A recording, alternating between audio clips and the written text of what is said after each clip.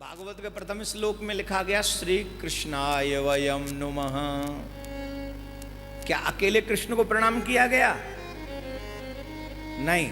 तो बोले राधा वाले कृष्ण को वयम नमः। बोले राधा वाले कृष्ण को क्यों? बोले राधा है भक्ति। राधा कौन है? और भक्ति के बिना भगवान शून्य। भक्ति के बिना भगवान शून्य। भक्ति ही है जो उसमें गुण पैदा करते। राधा से मिलने से पहले, सर्वेश्वरी श्री राधा से मिलने से पहले इस कृष्ण को प्रेम करना नहीं आया। आया क्या है? कभी सुगर भगवान बनकर आए, कभी बारह भगवान बनकर, नरसिंह भगवान बनकर आए हैं, कभी बारह बन, कभी मछली बने, कभी कछुआ बने। प्यार किया कभी? ये जानते भी थे प्यार किसको कहते हैं?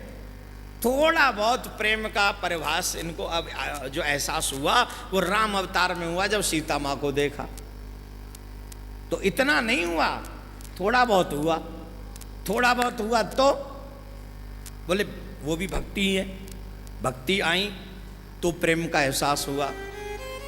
लेकिन परफेक्ट प्रेम जो हुआ वो ब्रज में हुआ, जब सर्वेश्वरी श्री राधा ने इनको प्रेम करना सिखा दिया। और अब एक बात आप बताओ, द्वारका वाले कृष्ण को ज्यादा प्यार करते हो या गीता वाले कृष्ण को ज्यादा प्यार करते हो या ब्रज वाले कृष्ण को ज्यादा प्यार करते हो? किसको करते हो? ब्रज वाले कृष्ण कौन से? ग्वारिया को कि राधा वाले? क्योंकि राधा वाला कृष्ण ही पूतना वाले को करोगे? अरे राम राम, ये तो जहर पीने वाला है और जहर का प्राण भी ले लेता है साहब। ऐसे ही नहीं, प्राण भी ले लेता है। सिर्फ जहर ही नहीं पीता, प्राण निकाल देता है। और राधा जी के यहां जब ये जाते हैं तो ये चर्चा तो राधा प्रेम में ही की जाए तो ज्यादा बढ़िया रहेगा।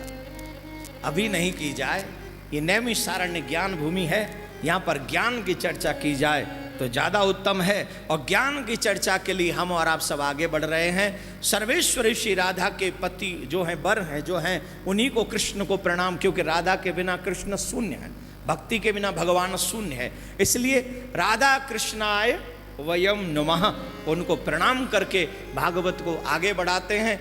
भागवत में श्रवण करने में श्रोताओं की बहुत विशेषता होती है। अब जरा ध्यान से सुनना, क्योंकि आप तीर्थ में आए हो तो तीर्थ में कथा कैसे सुननी चाहिए ये हमको पता होना चाहिए मेरे भाई बहन। कथा कैसे सुनी जाए? प्रयागराज में भरद्वाज जी याज्ञवल्क्य ऋषि से कहते हैं कि हमें कथा सुना दो। तो याज्ञवल्क्य ऋषि कहते हैं तात सुनौ सादर मन मन लाई।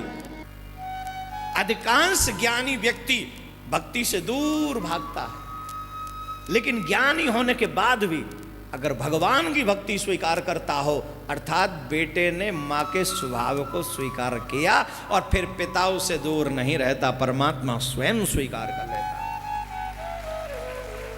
अब ज्ञानी हो जाने का कई बार अभिमान भी होता है, जहां अभिमान होता है वहां से भगवान दूर हो जाते हैं।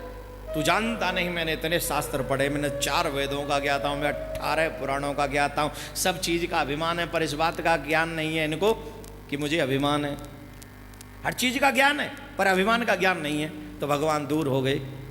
इसलिए ज्ञान के साथ अगर भक्ति हो तो जीवन का और भक्ति का आनंद आता है मेरे भाई बहन। विश्व शांति सेवा चैरिटेबल ट्रस्ट के द्वारा चलाए जा रहे सोशल मीडिया से आप सभी भी जुड़ें। YouTube के सब्सक्राइबर बनने के लिए YouTube में टाइप करें देवकीनंदन जी महाराज।